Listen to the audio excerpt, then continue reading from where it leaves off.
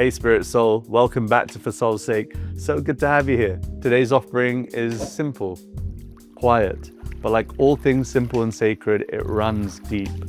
It's about something we all crave, but often overlook in the rush of life. Connecting with heart. Not just emojis and warm fuzzies. I'm talking about real heart.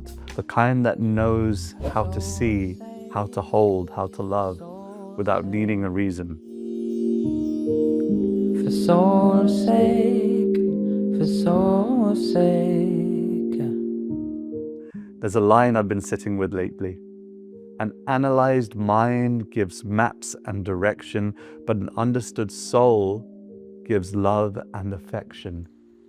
That's one that goes straight to the chest, doesn't it? The mind's great at organizing life, calendars, spreadsheets, grocery lists, and let's be honest, the occasional imaginary argument in the shower too. But when it comes to people, to healing, to intimacy, presence, no spreadsheet can do what a soft heart can. People don't need to be solved. They just need to be felt and understood. There's a story from one of my teachers, Radhanath Swami, that I treasure really dearly. Someone once asked him, how do you manage so many responsibilities? Traveling, teaching, building temples, supporting communities. And he said, with that serene Radhanath Swami smile, with projects, I go with my mind, and with people, I go with my heart. That stayed with me. Because most of us, we flip it around. We bring our logic to people, analyzing, managing, judging, and then we try to approach God with the same stiff posture.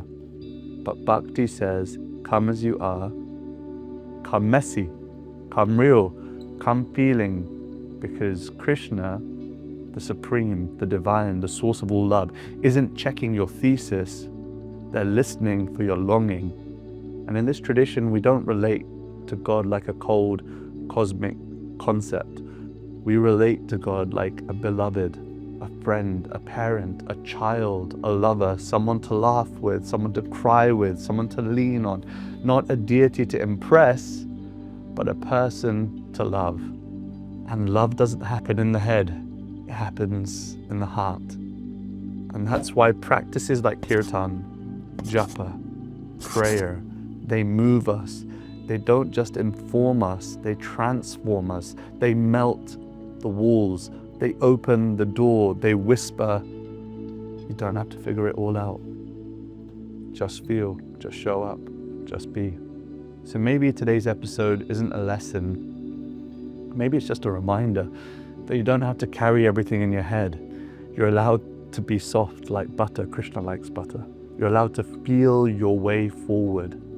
So ask yourself gently, am I meeting this person with my opinions or with my heart? Am I approaching God like a problem to solve or a presence to be with, to serve? What if the bridge between souls isn't logic, it's love? So as we close today, here's your little pocket of reflection for the day. Number one, is there someone who doesn't need your advice, just needs your affection? Number two, is there a part of you that's been overthinking when all it's really needed was a little gentleness? And number three, can you trust that just for today, that your heart knows the way? May we be brave enough to feel, to connect deeply, to let our hearts lead us home, back to each other, back to ourselves, back to the one who's been patiently waiting in the quiet corner of our being all along. Thanks for spending this time with me. If something stirred in you today, don't just share the episode, share your heart, share some comments, text someone maybe, hug someone, say something that matters. And as always, stay soft, stay sincere, and don't be afraid to lead your life with spiritual love. Peace. If you enjoyed this podcast, you're sure to appreciate my conversation with Janavi Harrison, where we delve into the crossroads of spirituality, progress, and relationships whilst I was in India. Creativity and being artful is something that everyone has and everyone can access.